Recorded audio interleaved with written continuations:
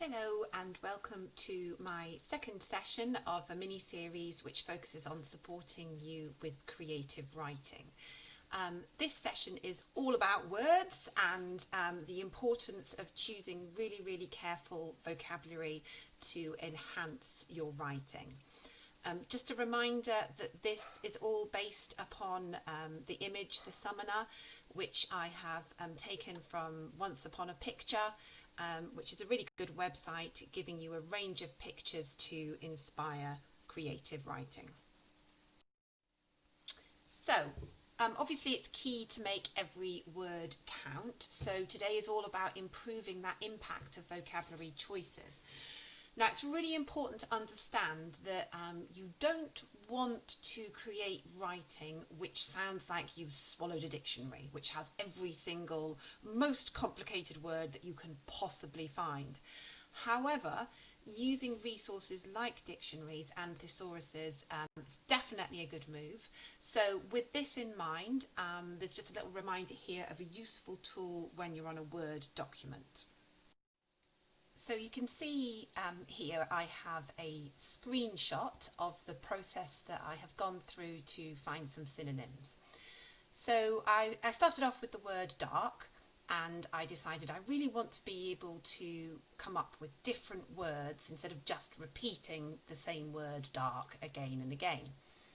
So I hover over, I right click over the word dark and scroll down through until I get to synonyms. Now, synonyms are words which mean the same thing on a basic level. So you can see there that we have dim, shady, shadowy, murky, dusky, etc.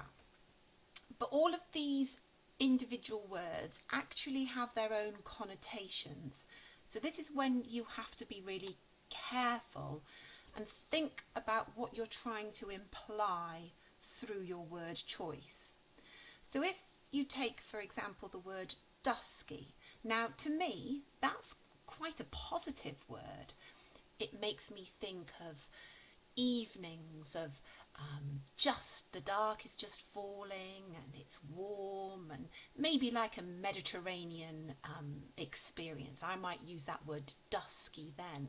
However, murky means something very different. It's much more negative. It has very different connotations and would be more appropriate to a context where you're trying to create a negative, depressing kind of atmosphere.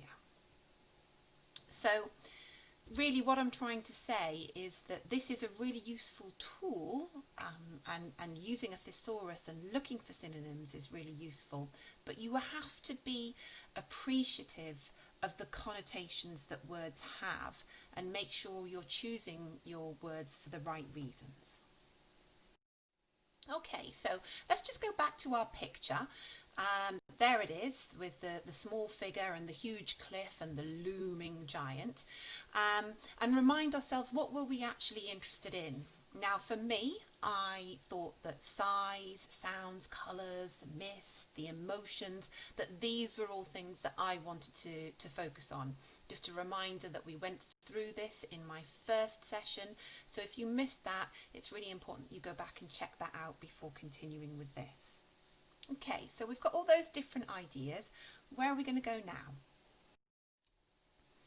Well, first of all, we have to remind ourselves about word classes. Now, a lot of people will think straight away, okay, good vocabulary means nouns and adjectives. It means being able to describe the cliff in an interesting way or the figure in an interesting way. And that's absolutely right. That is certainly one area of vocabulary that you should be focusing on. So let's look at how we might use nouns and adjectives. So we're starting off with this first noun phrase, a murky darkness. So I've got that noun, darkness, and I've added on the adjective, murky. Now remember, we were thinking about those connotations. So clearly here I'm going for something a little bit negative, a bit more sinister, a bit more threatening. Had I chosen a dusky darkness, that would have had a very different impact. So what we've done there, we've put the adjective before the noun. But you can also take this approach where you write the darkness murky and oppressive. So you can actually put your descriptive words following the noun. And that can just create a little bit more variety in your sentences, and keep things interesting and sparky, if you like. Now, a lot of people leave it at that, and they focus on those nouns and adjectives, and they work really hard to come up with lots of effective adjectives, but they're missing out a whole really important word class that can add a massive difference, and that's verbs. Because the verbs are obviously showing us how something is happening, the way in which things are being done. So if we take that murky darkness and we think about the verb that we might be using alongside it, I've got various options here. So my first one, a murky darkness surrounded the figure, surrounded the cliff. We have different options, but the key idea is that surrounded. Now what about this option? A murky darkness clung to the lonely figure. Now there we've got a slightly different atmosphere created. In actual fact, we're beginning to bring in something which I'm going to talk about in much more detail in the next session, the idea of personification, because if the darkness is clinging, it's taking on a human characteristic, and maybe that's just a little bit more threatening than surrounded. So if we want to create a sinister atmosphere, maybe that verb choice is a little bit better. Or we could extend that idea of humans, that personification, and we could go with the murky darkness crowded in on the figure. That sense that maybe it's oppressing the figure, it's trying to stop the figure from being able to do other things. So again, we've got verbs there that are having connotations, that are creating an effect, a very specific effect on the reader. So as you begin to develop your vocabulary and think about the different choices, I want you to be thinking really carefully about those connotations and about what kind of atmosphere you are trying to create. So there's different ways that you can go about this. Let's say you divide up your thoughts and you take setting as a starting point. So you maybe want to create a bit of a diagram. Now this is an opportunity for you to have a go at this kind of thing after you've watched this. I think that trying to do it as I'm talking might get a bit complicated because I think technology might want to be used. So let's take setting. I've got at the centre of this the atmosphere that I want to create, or the emotion that I want to create. Now, if you remember from my planning in the first session, my overall aim was to create a story which conveyed a sense of the loneliness of the character, the sense that maybe she's feeling very daunted or overwhelmed by the challenge that's ahead of her, because remember, she is the summoner. She has to try and save her people, help her people. But also I want to create a sense of threat. Now I can do this through the setting. So in my choices of vocabulary that I want to make, I need to be thinking about how to build up that atmosphere and that emotion. So looking at the picture, I had various key things I thought I want to focus on this in terms of the setting. So there's the cliff and the other sharp rock formations that you can see in the distance in the mist. Likewise, just taking that idea, there's the weather, the mist, the time of day. Is it becoming dark? Is it that twilight time, which is maybe a little bit more magical, mystical, threatening? I then had the birds as part of the wider setting that I also was interested in, and the sky. I feel like that is also an area that I would want to develop. Now, I'm not going to talk about all of these. I'm just going to give you a couple of examples. So we're going to take the weather to start off with. So I would Once I've got my central idea that I'm going to focus on weather and mist, I will then take that out into various different options. So I knew that I wanted to talk about mist.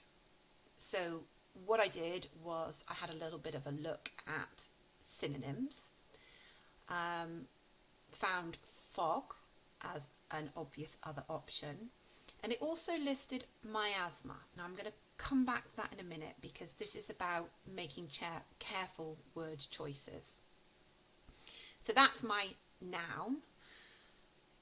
I can think about potential adjectives to go along with that. I haven't put them on the screen now, so that's something that you can be considering. I then went on to my verbs, and I thought about the mist wrapping around the character. But again, I wasn't that impressed with that verb choice, wrapped. It seemed a bit lacking in excitement. So again, I looked up synonyms, and there were various options: swathed, enveloped, draped, bound, enclosed.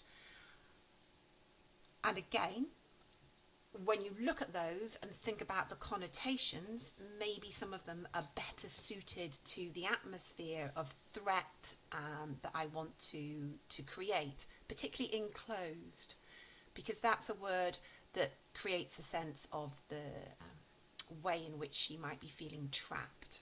So I can use my word choices, even though I'm describing the weather, to link back to the character herself. So I would then go on and come up with other things I'd want to focus on with regards to the weather and the time. But I'm going to leave that up to you.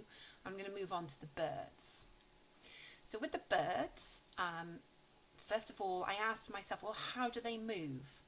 And again, I've come up with a list of different possible verbs: swung, wheeled, soared, glided. And then I felt that glided was getting a little bit too positive sounding. So I tried to come up with some other options that were a bit more intimidating. So I came up with cut through and sliced, so sliced through the air, which have again those more sinister elements to them. So all the time here I'm continuously thinking, what words help that atmosphere, help that emotion I want. More questions. Once I know how they're moving, what sounds do they make? Cry. Can I add an adjective? Is it a haunted cry? Or is it silence? Is that actually more disturbing? So I keep on thinking, working through my ideas, build up a whole picture of the setting. I then do the exact same thing, but with the characters. So I might take the girl first and have my different ideas built up for the girl and how I wanted to portray her.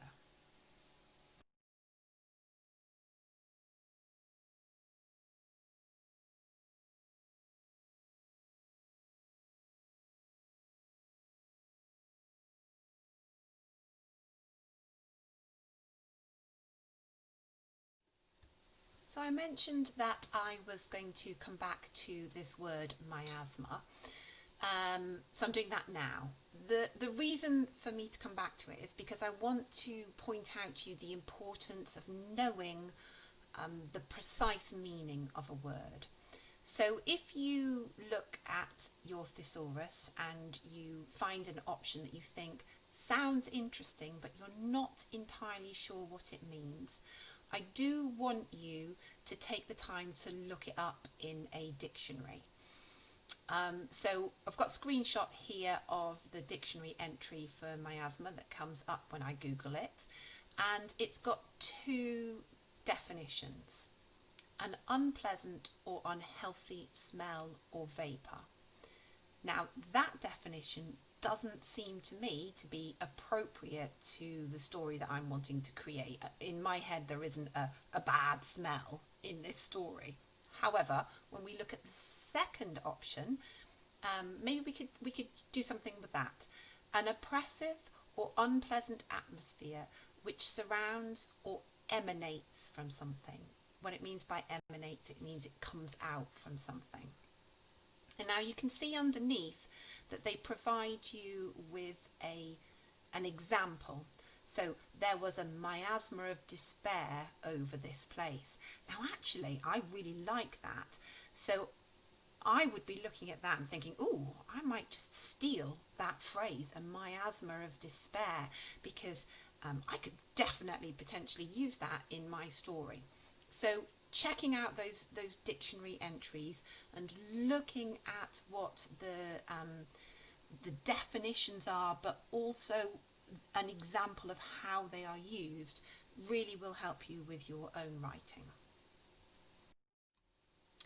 So one other way to be thinking about your approach to the vocabulary is to think back to your planning. Now you should have created a plan following on from my first session. This is what I had come up with. So it was a very straightforward exposition with the girl alone on the cliff. I then had my flashback, which went into the present tense again, drawing on her strength to summon, the appearance of the vast shape, and her fear as she stares into his eyes that she might have brought on the end of everything. So that's my basic pyramid, my plan for what is going to happen in my story.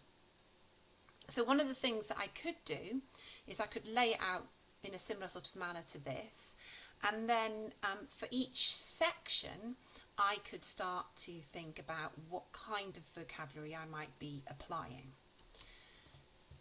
So I've got my thin figure, darkening sky loomed, mist clung, a miasma of despair. There I've put in my little phrase that I stole from the dictionary. The sharp edge, I'm starting to think about the cliff now.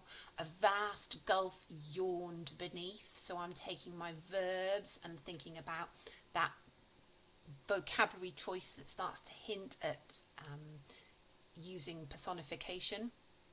The jagged pinnacles that I mentioned. So I could build up a word bank that could then be used in each of the sections of my story. So that's just another way of approaching this process of planning out effective vocabulary. Okay, so it's over to you now. I'd like you to go away and have a think about what vocabulary you could use. I want you to take the same sort of approaches that I have. Take the time to use a thesaurus, look at options, think about those connotations. If you're unsure about anything, make sure that you go to a dictionary, get a clear definition, look at how it's being used in context, and think about whether it's appropriate to the atmosphere that you are trying to create. Take your time. Be careful with this process, because it is critical that you have a really effective bank to then draw on when it comes to actually writing. Thanks very much for listening, and I hope to see you for my next session. Thank you.